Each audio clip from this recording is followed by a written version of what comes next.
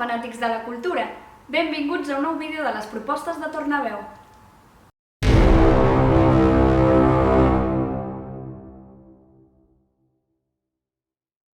Doncs des del Museu Valencià d'Etnologia arriba l'exposició Muixerangues al cel.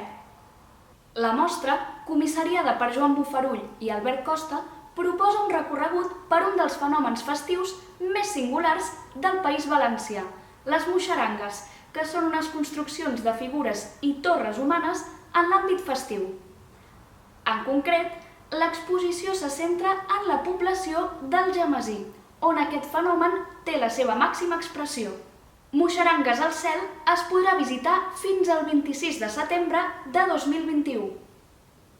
I la vila de Sallent, el Bages i el Centre Artesà Tradicionarius a Barcelona homenatjaran el músic Jordi Fàbregas aquesta primavera. En el cas de Sallent, el diumenge 25 d'abril es retrà un homenatge a l'espai cultural Fàbrica Vella.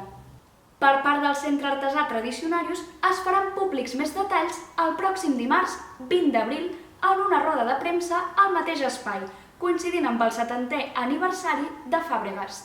Jordi Fàbregas, que va morir el passat mes de gener, va ser una peça clau en la promoció dels grups folk en els últims 35 anys. I per acabar, aquesta setmana se celebra el Ramadà i en un article d'opinió a Tornaveu, el tècnic de cultura Oriol Cendra ens acosta més detalls sobre aquesta festa i la seva incidència a Catalunya.